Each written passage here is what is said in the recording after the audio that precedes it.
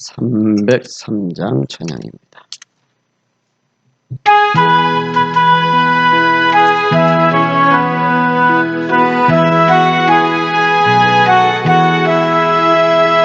날 위하여 십자가에 중한 고통 받으사 대신 죽은 주 예수의 사랑하신 은혜여 아멘. 보배로운 이를 흘려 영영 죽은 죄에서 구속함을 받은 우리 어찌 찬양 안 할까. 예수 안에 있는 우리 한량없이 즐겁고 주 성령의 위로함이 마음속에 차도다. 전국 음악 소리 같은 은혜로 그 말씀 끊임없이 듣는 우리 어찌 찬양 안 할까. 이 세상의 모든 풍파 쉬지 않고 불어도 주님 안에 보호받는 우리 마음 편하다. 늘 깨어서 기도하고 저 천국을 바라며 주님만을 기다리니 어찌 찬양 안 할까. 성경 말씀은 로마서 8장 26절에서 27절, 신약성경 250페이지입니다. 우리 한 목소리로 같이 읽으시겠습니다. 이와 같이 성령도 우리의 연약함을 도우시나니 우리는 마땅히 기도할 바를 알지 못하나 오직 성령이 말할 수 없는 탄식으로 우리를 위하여 친히 간구하시느니라. 마음을 살피시는 이가 성령의 생각을 아시나니 이는 성령이 하나님의 뜻대로 성도를 위하여 간구하심이니라. 아멘. 오늘 본 말씀을 가지고 나의 영원한 멘토, 동반자, 우군이신 성령님이라는 제목으로 함께 은혜를 나누겠습니다. 먼저 사진을 보시겠습니다. 잘 아시는 것처럼 요즘 최고의 인기 드라마입니다. 5회차 방송을 했는데 시청률이 무려 9.1%가 되었고 넷플릭스라고 하는 곳에 서비스가 되면서 이 비영어권 드라마 부분에서 시청시간 1위도 기록했고 이제 미국 방송사에서 리메이크하고 싶다 이런 제안을 받으면서 최고의 인기몰이를 하고 있습니다. 이 드라마가 인기인 것이 무엇일까? 왜 사람들이 이 드라마에 빠져들을까? 이 드라마의 주인공이 자폐라고 하는 그런 핸디캡이 있지만 서울대학을 수석으로 졸업하고 로스쿨을 1등으로 졸업하고 IQ가 무려 164라고 하는 천재라고 하는 이런 설정 때문에 사람들이 열광하는 걸까? 그래서 저도 곰곰이 생각해 봤습니다. 제 생각에는 자폐냐, 자폐가 아니냐, IQ가 높으냐, 낮으냐, 학력이 높으냐, 낮으냐, 그가 나온 대학이 어느 곳이냐, 이런 것 때문에 인기가 아니라 제 개인적인 생각에는 이 드라마에서 주인공이 자폐지만 보여주는 주인공의 모습 중에 가장 특징 있는 모습이 바르다는 거라는 거예요. 우리 주위에 보면 높은 IQ를 가지고 법을 교묘하게 이용하는 사람들이 수도 없이 많습니다. 어떤 사람들은 이런 사람들이 주로 사회 고위층에 정치하는 분들, 경제에 앞장서는 분들, 또 이름이 많은 분들, 이런 분들 중에서 그 좋은 학력을 가지고 그 좋은 높은 IQ를 가지고 우리 서민들이 생각할 수 없는 그런 법망을 교묘하게 빠져나가면서 아주 나쁜 짓을 하고 있는 사람들이 많이 있다는 것. 외모는 번듯합니다. 그리고 머리도 좋습니다. 그런데 사람들을 사기를 치고 거짓말하고 등쳐먹는 사람들이 우리 주위에 너무 많기 때문에 사람들 마음 가운데에 그런 보이지 않는 피해의식이 있는 거죠. 그런데 이 변호사는 자폐라는 핸디캡에도 불구하고 항상 바르게 판단하려고 애를 쓴다는 거예요. 올바로 모든 것을 바라보고 모든 것을 바르게 판단하려고 자신의 IQ와 지식을 총동원한다는 거죠. 그래서 어려운 사람을 돕고 공경에 빠진 사람들을 도와준다는 거예요. 오늘 저는 이 모습을 보면서 이런 생각을 했습니다. 우리가 신앙생활하는 것에 비교를 해보면 우리 신앙생활 열심히 해야 합니다. 믿음생활 최선을 다해야 합니다. 그런데 열심히 기도하는 것 참으로 중요한 신앙생활입니다. 그렇지만 열심히 기도하는 것보다 더 중요한 것은 올바르게 기도하는 것인 줄로 믿습니다. 하나님의 뜻대로 기도하는 것이고 하나님 마음에 합한 기도를 하는 것은 더 중요한 줄로 믿습니다. 영적인 스트레스를 받는 때가 많이 있어요. 내가 기도를 이렇게 못하는데 나 신앙생활 제대로 못하는 것 아닌가? 내가 기도를 했는데 눈 떠보니까 5분뿐이 안 돼? 나 기도를 정말 잘하는 것일까? 내가 봉사도 제대로 못하는데 내가 제대로 신앙생활 한다? 내가 직분은 가졌는데 직분대로 못하니까 나는 천국 못 가는 것 아닌가? 신앙생활을 하고 직분을 받을수록 은혜가 돼야 하고 막 교회 가는 기뻐해야 되는데 이게 막 스트레스가 돼요. 직분의 스트레스, 영적인 스트레스, 봉사의 스트레스, 기도의 스트레스. 그래서 은혜 받으러 왔다가 오히려 더 스트레스만 받고 가는 경우. 그런 경우가 제가 부교육자 생활을 하면서 얼마나 많이 받는지 모릅니다. 열심은 있는데 방향과 그 중심이 조금씩 어긋난 모습들입니다. 고린도전서 9장 24절 말씀에 보시면 우리에게 아주 중요한 말씀을 합니다. 운동장에서 다름질하는 자들이 다 달릴지라도 오직 상을 받는 사람은 한 사람인 줄을 너희가 알지 못하느냐. 너희도 상을 받도록 이와 같이 다름질하라. 그러므로 나는 다름질하기를 향방 없는 것 같이 아니하고 싸우기를 허공을 치는 것 같이 아니하며. 아멘. 바울이 고린도 교회 성도들에게 아주 간절한 마음으로 이 말씀을 전하는 거예요. 고린도 교회의 특징은 영적으로 굉장히 은사를 많이 받은 교회였어요. 어느 정도로 영적으로 은사를 많이 받았냐면 바울이 말하는 성령의 은사에 대한 내용, 성령의 열매에 대한 내용들이 거의 다 고린도 전후서에서 말씀하고 있습니다. 그것은 그만큼 고린도 전후서 내용에 이 영적인 부분, 깊이 있는 부분까지 바울이 언급했다는 것은 고린도 교회 성도들이 영적으로 대단한 깊이까지 들어갔다는 거예요.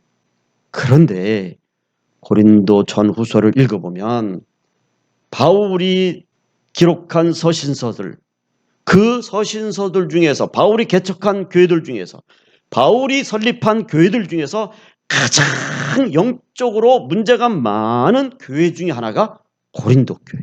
하나님의 은사를 충만하게 받고 성령의 능력을 받아서 막 표적과 기적과 그런 이적들이 나타나는데 또 한편으로 바울의 마음을 가장 힘들게 하는 가장 문제가 많은 교회 중에 하나가 고린도 교회예요. 그래서 바울이 언급한 성령의 열매 가운데에 사랑, 희락, 화평, 이 모든 성령의 열매에 대한, 또 사랑이 무엇이냐에 대한 이 사랑에 대한 것, 믿음, 소망, 사랑, 그 중에 제일은 사랑이라는 것. 또 반면에 사랑을 강조하는 것이 바로 고린도 교회. 왜냐하면 고린도 성도들이 은혜를 받았는데 바울이 보니까 이게 방향이 잘못된 거예요. 중심이 잘못된 거예요. 그래서 상을 받는 이 다름질하는 경기하는 선수들이 열심히 달렸는데 엉뚱한 데 가서 골이 냈어요. 향방 없는 것 같이 달리는 거예요. 허공을 치는 것 같이 달리는 거예요.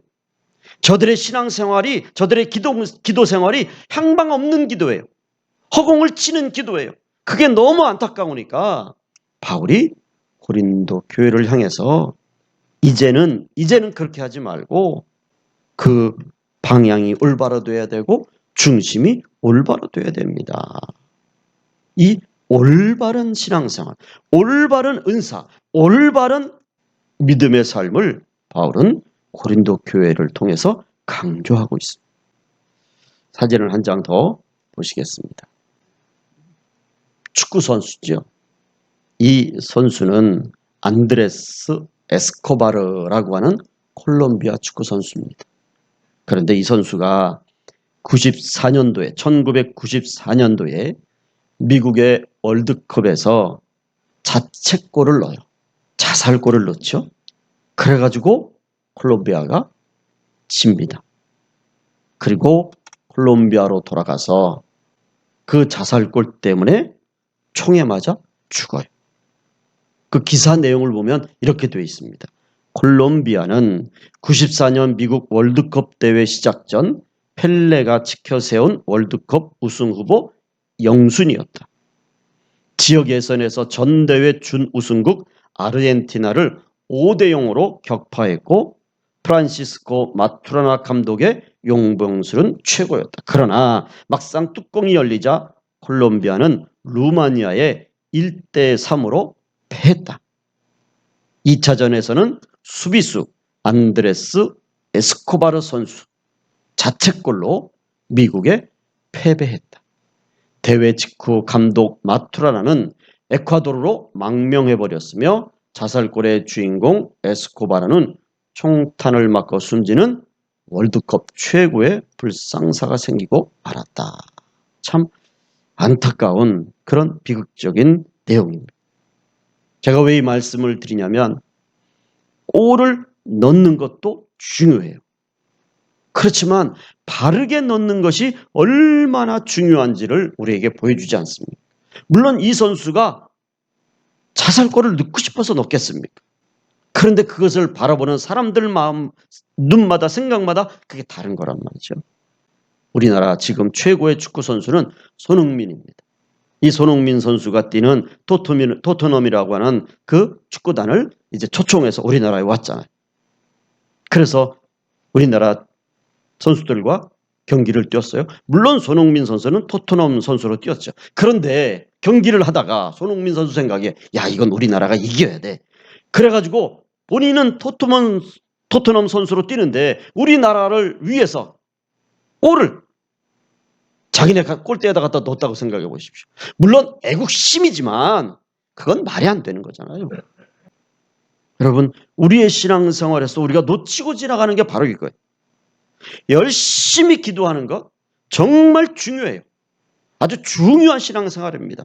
강조해도 또 강조해도 모자랄 만큼 중요한 거예요. 그런데 열심히 기도하는 것보다 더 중요한 것이 말씀드린 것처럼 뭐예요? 올바르 기도. 하나님의 뜻대로 기도하는 것이요. 하나님의 마음에 합한 대로 기도를 드리는 것. 이제 우리 한국 교회가 우리 성도들의 신앙생활이 저는 우리 가나안 교회 성도들이 이제부터라도 하나하나씩 모든 신앙생활의 부분에 있어서 기초부터 하나하나씩 성경적으로 쌓아간다고 생각합니다. 지금까지 말씀드린 것처럼 우리 한국교회 기도는 오래 기도해야 돼요. 그리고 큰 목소리로 기도해야 돼요. 또 방언으로 기도해야 돼요. 그리고 기도하면서 막 응답도 금방금방 받아야 돼요. 그런데 그렇게 오래 기도하는 것도 중요하고 방언으로 기도하는 것도 중요하고 큰 목소리로 기도하는 것도 중요하지만 그보다 더 중요한 게 뭐라고요? 방향이 올바라야 돼. 그 방향이 하나님 마음에 합한 기도를 드려야 되고 하나님이 기뻐하시는 기도를 드려야 되고 하나님의 뜻대로 하는 기도를 드려야 되는 거예요. 그래서 사도행전에 보면 성령 충만을 받은 예수님의 제자들 그리고 그 제자들의 그 모든 신앙생활의 특징이 저들의 삶의 모든 방향이 예수님에게 맞춰져 있다는 거예요. 지금까지는 자기중심적이에요. 개인적이었어요. 이기주의적이었어요. 그런데 성령의 충만한 은혜를 받고는 전부 다 예수 중심, 교회 중심이에요. 하나님 중심으로 바뀌었단 말이에요.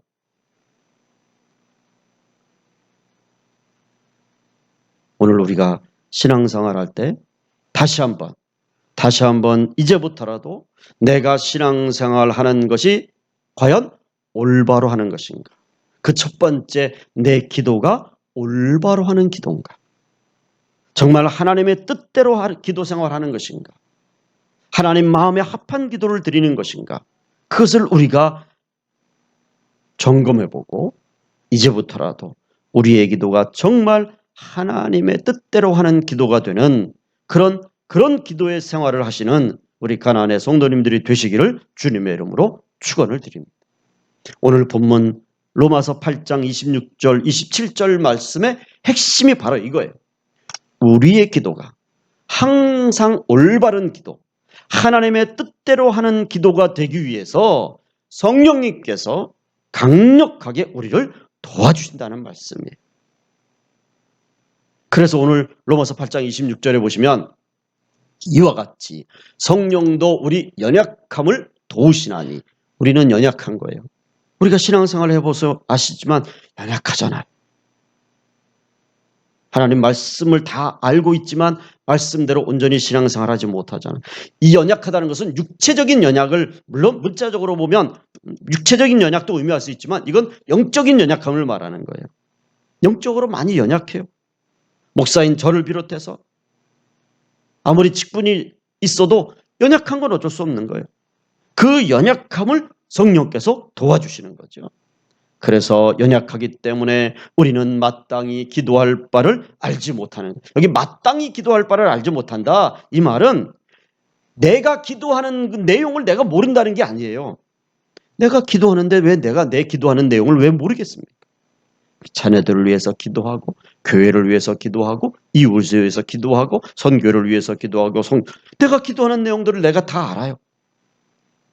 그런데 여기서 말하는 마땅히 기도할 바는 것은 하나님이 당연히 기뻐하시는, 하나님이 원하시는 기도의 그 중심을 우리가 잘 모르고 기도할 때가 많다는 거죠. 그렇기 때문에 성령이 말할 수 없는 탄식으로 우리는 열심히 기도한다고 하는데 우리의 그 기도의 안타까운 마음을 보시고 성령께서 말할 수 없는 탄식으로 우리를 위해서 친히 간구하신다. 우리 기도의 영원한 동반자시고 멘토시고 우군이 성령님이시고 그분이 오늘 내 심령 안에서 우리 믿음 속에서 내 기도를 도와주고 계신다. 이렇게 말씀하는 것이 오늘 말씀의 핵심. 그래서 말씀드린 것처럼 연약한 기도의 특징은 우리가 기도는 많이 하는데 그 기도가 하나님의 중심과는 하나님이 원하시는 거하고는 핀트가 좀 안 맞는 거예요. 그것이 연약한 기도의 특징이라는 거죠. 성령께서 이 핀트가 안 맞는 우리 기도 열심은 내는데 땀은 뻘뻘 흘리는데 전혀 엉뚱하게 우리가 흔히 그렇지 않습니까? 일을 하다 보면 이렇게 설계가 나오고 이런 방침이 있는데 열심히 했는데 나중에 하고 보면 다 엉망이야. 그래서 또 손이 가야 돼. 우리의 기도가 연약한 기도가 바로 그런 거예요. 열심히는 하는데 하나님이 원하시는 것과 핀트가 다르다는 것. 이런 이야기가 탈무드에 있습니다. 하나님께서 두 천사에게 명령을 내리셨다고 합니다. 한 천사에게는 성도들이 가장 가장 많이 하는 기도를 담아오라 말씀하셨고, 또 한 천사에게는 성도들이 가장 적게 하는 기도를 담아오라 이렇게 말씀하셨다고 합니다. 시간이 다 되어서 두 천사가 기도를 담아서 하나님 앞에 왔습니다. 한 천사가 이렇게 보고를 했습니다. 하나님, 제 기도 바구니는 순식간에 가득 차고도 넘쳤습니다. 성도들이 가장 많이 하는 기도는 축복해 주십시오라는 기도입니다. 그렇게 보고를 했습니다. 또 다른 천사도 보고를 합니다. 하나님, 제 기도 바구니는 아직도 반의 반도 차지 않았습니다. 그런데 지금 있는 이 기도의 모습들, 내용들은 감사의 기도입니다. 이렇게 보고를 했다고 합니다. 우리의 기도가 얼마나 연약하고 그리고 이기적이고 내 자기중심의 기도인지를, 또 얼마나 하나님이 원하시는 기도에 모자른 기도인지를 아주 단적으로 잘 보여주는 것입니다. 여러분, 우리가 기도하시면서 이 말씀을 꼭 기억하셔야 합니다. 계시록 8장 3절 말씀해 보시면 우리 다 같이, 또 다른 천사가 와서 제단 곁에 서서 금향로를 가지고 많은 향을 받았으니 이는 모든 성도의 기도와 합하여 보좌 앞 금제단에 드리고자 함이라. 향연이 성도의 기도와 함께 천사의 손으로부터 하나님 앞으로 올라가는지라. 아멘. 여러분, 우리의 기도가 어디에 담긴다고요? 금향로에 담겨요. 이 금향로에 담긴다고 하는 것, 일반적으로 생각해 보도 여러분, 금그릇이라고 생각해 보세요. 금그릇. 여러분, 금그릇에다가 오물을 담습니까? 금그릇에다가 아무거나 담아요?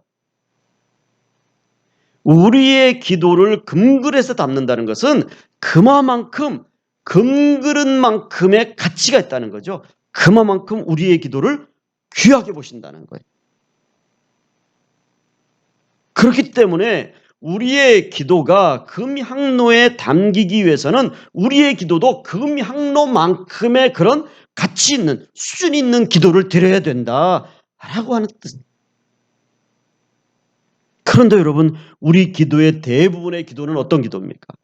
연약한 기도고, 어떻게 보면 내 중심의 기도고, 내게 당장 필요한 것에 대한 내 욕심이 가득한 기도, 어떻게 보면 좀 부끄러운 기도예요. 이런 정말 금향로에 담겨야 되는데, 어떻게 보면 금향로에 담기지 않고 중간에서 다 떨어지는 거예요. 담으려고 아무리 담고 싶어도 못 담는 거예요. 너무 수준이 떨어지니까.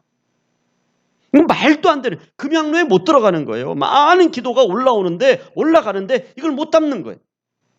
그런데 성령님을 의지하면 성령께서 우리의 연약함을 아시고 우리 기도를 도와주셔서 우리 기도가 금향로에 담길 만한 기도가 되도록 도와주신다라고 그렇게 말씀하는 줄로 믿습니다. 그래서 우리가 기도할 때마다 성령께서 내 기도의 연약함을 아시고 내 기도를 도와주시고 내 기도에 힘을 주시고 내 기도를 인도해 주시고 내 기도를 주관해 주시고 내 기도를 사로잡아 달라고. 그래서 내 기도가 내 욕심으로 드리는 기도가 아니라 성령의 인도함을 받는 기도가 되도록 우리가 그렇게 먼저 기도하는 거예요. 그럴 때 성령께서 우리의 기도를 도와주셔서 응답받는 기도가 되도록, 치료받는 기도가 되도록, 하나님의 기적이 나타나는 기도가 되도록 역사해 주실 줄로 믿습니다. 그것이 오늘 본문 26절 말씀, 우리 연약함을 아시고 도우시는 기도. 그래서 여러분, 우리의 기도에 영원한 우군이시고 멘토시고 동반자이신 성령님이 계시다고 하는 것, 이것을 꼭 기억하시고 기도에 스트레스를 받지 마시기를 주님의 이름으로 부탁을 드립니다. 두 번째로 오늘 본문 말씀은 성령께서 우리의 기도를 도와주시기 위해서 우리를 위해서 간절함으로 중보기도하시는 성령님이다 라고 그렇게 말씀하십니다. 너무도 잘 아는 이야기, 기차가 선로를 지나가는데 이 선로를 이탈하면 큰 대형 사고가 납니다. 자동차가 신호와 차선을 지키지 않으면 또 큰 사고가 나잖아요. 그래서 이제 어제 그제부터 우회전할 때, 물론 그동안 법이 참 애매모호한 경우도 있었어요. 어떤 사람은 이렇게 말하고 어떤 사람도 저렇게 말해서, 그러다 보니까 이 우회전 사고가 많이 나잖아요.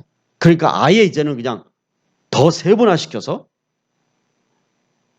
그래서 제가 볼 때는 우회전할 때 일단 한번 속도를 줄이고, 그게 제일 좋은 것 같아요.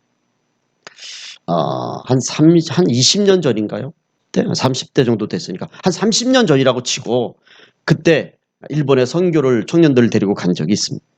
그래서 전도를 하려고 이제 저쪽 교회가 여기 있으면 이쪽 저 반대편 쪽 동네로 가서 전도하려고 청년들과 함께 길을 건너려고 그랬어요.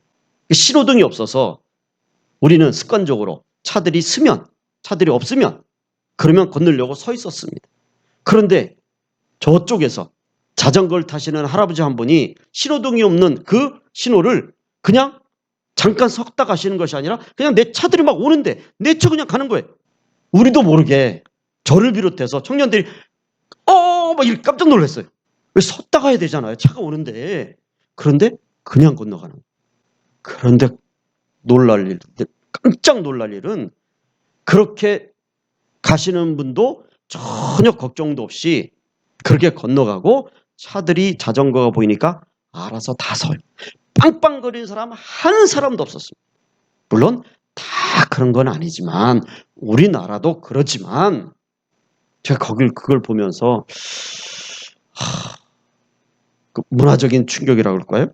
그런 걸 저뿐만 아니라 청년들이 봤습니다.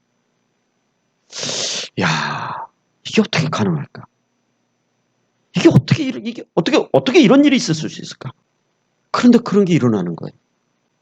그렇게 보행자를 우선으로 하고 사람을 우선으로 하고 내가 조금 불편해도 세웠다 가고, 그러니까 교통사고가 우리나라보다 훨씬 적어요. 여러분, 우리의 신앙생활도 마찬가지 아니에요. 우리의 신앙생활도 하나님의 말씀대로 믿음의 선로를 지키고 말씀의 신호와 차선을 잘 지키면, 그러면 사고가 날 일이 없어요. 그런데 세상을 살다 보면 이놈의 세상이 우리의 신앙생활을 가만두질 않잖아요. 기도하고 싶어도 기도하지 못할 때가 많고, 봉사하고 싶어도 봉사하지 못할 때가 많고, 예배를 드리고 싶어도 예배를 드리지 못할 때가, 세상이 너무 복잡하니까 세상이 점점 갈수록 신앙생활하는 것을 막 괴롭히는 거예요. 이게 과거에 우리가 조금 못 살 때는 예배 드리는데 다 일터에서 손을 놓고 저녁 되면 해 일찍 지고 전기도 별로 없을 때는 그냥 예배 드리는 게 일상. 그러니까 아침 예배 드리고 오후 예배 드리고 또 드리고. 근데 요즘엔 국민소득도 올라가고 모든 수준도 다 올라갔는데, 다 살기 좋아졌는데 예배 드리기가 힘들어졌어. 신앙생활하기가 쉽지가 않아요. 그래서 이게 참, 우리가 세상을 살아가는데 문화적으로 또 경제적으로 또 생활적으로 그런 많은 발전으로 인해서 유익함이 있지만, 영적으로 보면 참 그런 것 때문에 신앙생활에 많은 어려움을, 본의 아니게 내가 주의를 못 지켜요. 본의 아니게 내가 기도 생활을 자꾸 빼먹어요. 본의 아니게 내가 성경을 제대로 못 읽어요. 너무 피곤하니까.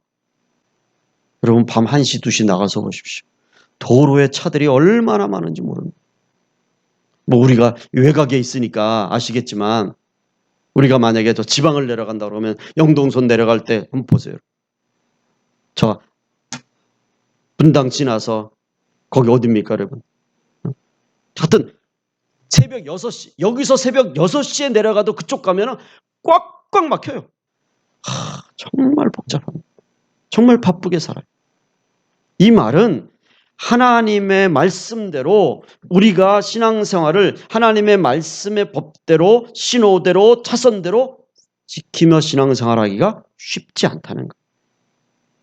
그럼에도 불구하고 우리가 이렇게 안전하게 신앙생활하는 이유는 여러 가지가 있지만 제일 중요한 것은 오늘 말씀처럼 성령께서 우리를 위해서 끊임없이 중보기도 해주시기 때문이다. 저는 단호하게 이렇게 말씀드립니다.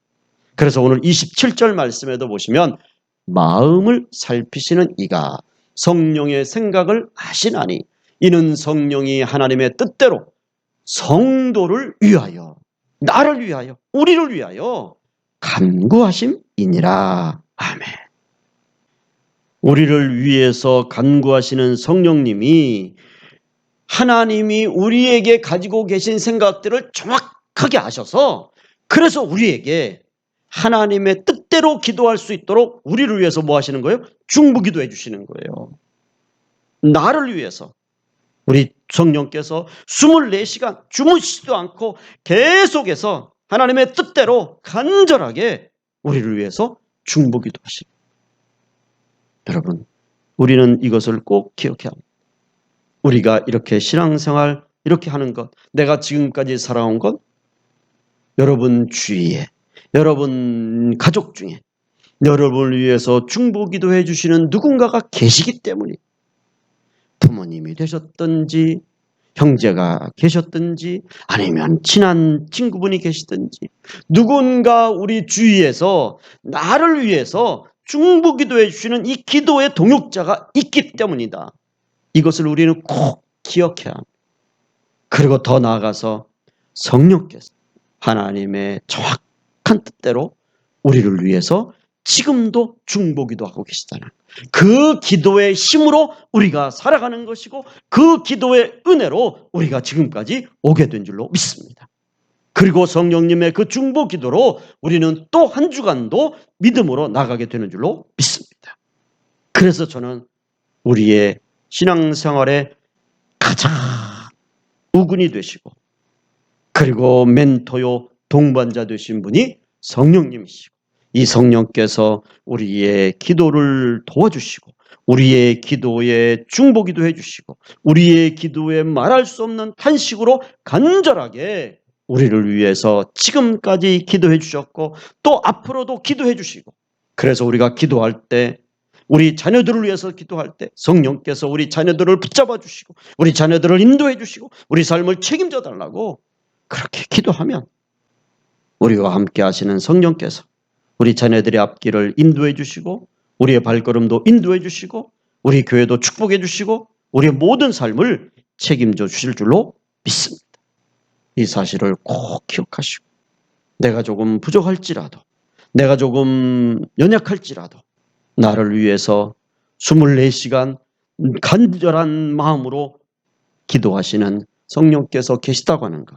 이 사실을 굳게 믿으시고 한 주간도 담대하게 나가시는 우리 가나안의 성도님들이 되시기를 주님의 이름으로 축원을 드립니다. 기도하겠습니다. 아버지 하나님, 참으로 저희는 연약합니다. 부족합니다. 그럼에도 불구하고 지금까지 하나님이 우리를 은혜 가운데에 축복하신 것은 성령께서 말할 수 없는 안타까운 마음을 가지고 우리를 위해 기도해 주시고 또 우리를 위해 눈물 흘려 주시고 우리를 위해 중보기도 해주시기 때문인 줄로 믿습니다.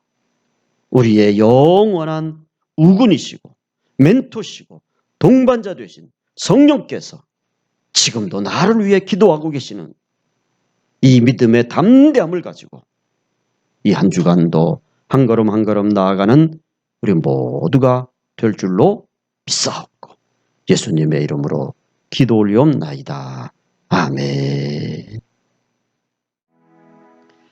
이제는 우리 주 예수 그리스도의 은혜와 하나님 아버지의 무한하신 사랑하심과 성령님의 충만 교통, 우리의 기도의 중보자 되신 은혜가 또한 이 한 주간도 그 은혜를 믿고 믿음으로 담대하게 나가는 오늘 예배드린 우리 모든 주의 백성들 발걸음 발걸음 위에 이제로부터 영원토록 함께 계실지어다. 아멘.